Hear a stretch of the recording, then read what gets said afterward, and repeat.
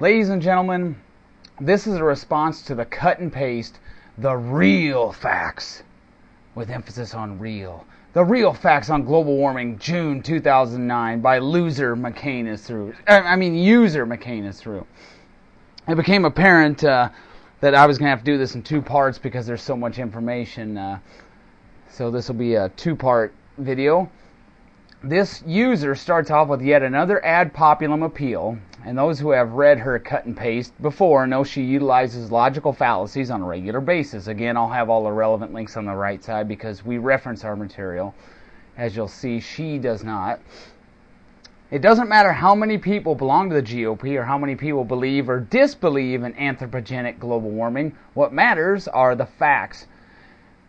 The beginning of she begins with an ad populum appeal, which shows how weak her arguments are, and they get no better as the video moves along. You'll also notice that she rarely references her material. That makes it impossible for us to check out what she's taking out of context, which we've caught her doing that before, and what she's just making up, which we've caught her doing as well.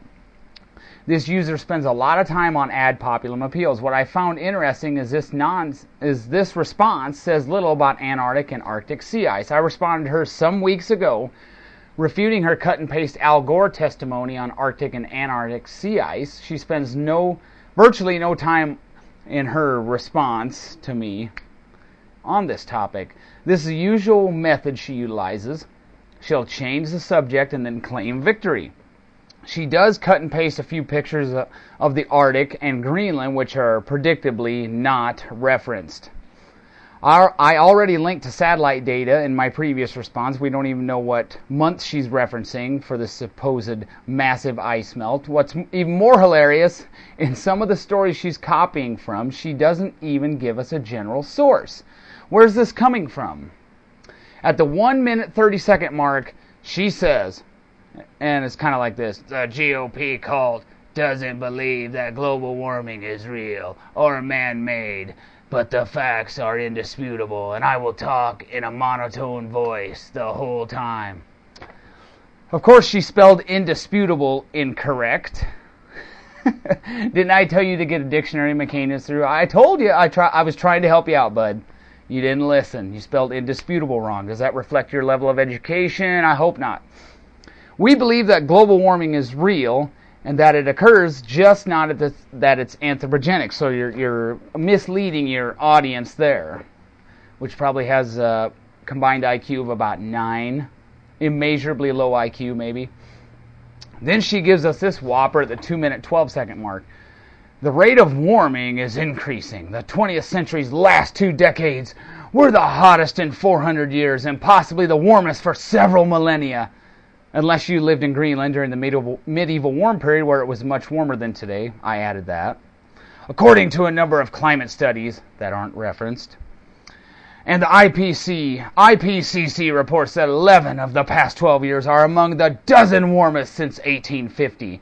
This is also not referenced, and I'll dispute that right off the bat, kiddo. This user gets all her information from the antique media and obscure blogs, so it's no wonder that she missed the fact that NASA had to reconfigure its data. 1998 is no longer the hottest year on record, and there was no net warming in the continental 48 from 98 to 2007. Steve McIntyre of Toronto operates www.climateaudit.org and began to investigate the data and the methods used to arrive at the results that were graphed by NASA's Goddard Institute for Space Studies. What he discovered was truly amazing. Since NASA does not fully publish the computer source code and formulae used to calculate the trends in the graph, nor the correction used to arrive at the quote-unquote corrected data, he had to reverse engineer the process by comparing the raw data and the processed data. Steve McIntyre posted this data from NASA's newly published dataset from the Goddard Institute of Space Studies. These numbers represent deviation from mean temperature calculated from temperature measurement stations throughout the USA. According to the new data published by NASA, 1998 is no longer the hottest year ever. 1934 is, and you'll see 5 of those top 10 are from the 30s or earlier, and 6 of the top 10 are from the 50s or earlier. Then at about the 3-minute mark, she begins plugging the belief that all those who believe in anthropogenic global warming have been censored. but that's hard to believe. The name James Hansen was splashed across headlines worldwide last month. This is a story from a couple years ago when he claimed to have been muzzled by the Bush administration after being denied the opportunity to complete an interview with NPR. Such limitations are apparently standard practice by NASA and other government agencies. Hansen claimed the Bush administration was attempting to silence his alarmist viewpoints on global warming. Upon questioning Monday in Washington, D.C., it was revealed that the NASA employee had already completed over 1,000 media interviews prior to the NPR request. But Republicans told him the hundreds of other interviews he did belie his broad claim that he was being silenced.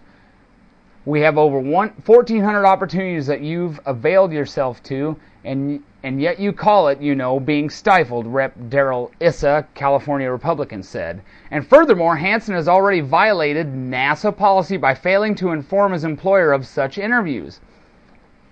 A NASA spokesman said Mr. Hansen was prohibited from doing the interview because of his prior refusal to notify NASA officials when he was granting interviews, not for political reasons. Citing what he called his constitutional right to give interviews, Mr. Hansen admitted violating NASA's press policy, but defended his actions. So Hansen's out there whining. He's like the boy who cried censorship.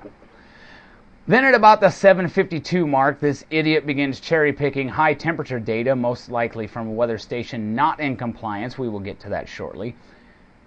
Begins cherry-picking high-temperature data and drought data to prove that we're going through a period of anthropogenic global warming. I wonder if she was saying the same thing when these events occurred. Consider, the number of climate change skeptics is growing rapidly because a funny thing is happening to global temperatures. They're going down, not up. On the same day, September 5th, 2008, that areas of southern Brazil were recording one of their latest winter snowfalls ever. And entering what turned out to be their coldest September in a century, Brazilian meteorologist Eugenio Hackbart explained that extreme cold or snowfall events in his country have always been tied to a negative PDO or Pacific Decadal Oscillation. Positive PDOs, El Niños, produce above average temperatures in South America, while negative ones, La Niñas, produce below average ones. Dr. Hackbart also pointed out that periods of solar inactivity, known as solar minimums, magnify cold spells on his continent. So given that August was the first month since, this is August 2008, first month since 1913, in which no sunspot activity was recorded, none, and during which solar winds were at a 50-year low, he was not surprised that Brazilians were suffering, for them, a brutal cold snap. Who would have thunk it? I guess it's global cooling down in Brazil. The southern hemisphere saw a lot of this activity back in 2007. Johannesburg, South Africa, had the first significant snowfall in 26 years. Australia experienced the coldest June ever. Global cooling. In northeastern Australia, the city of Townsville underwent the longest period of continuously cold weather since 1941. In New Zealand, the weather turned so cold that vineyards were endangered.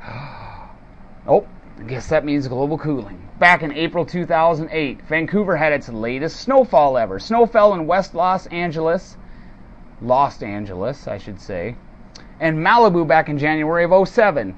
In Charlotte, North Carolina, a record low temperature of 21 degrees Fahrenheit on April 8, 2007 was the coldest ever recorded for April, breaking a record set in 1923.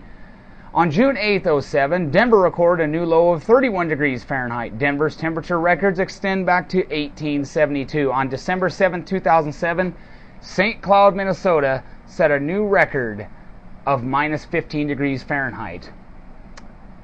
And we'll continue the rest of this in part 2. We'll finish it up.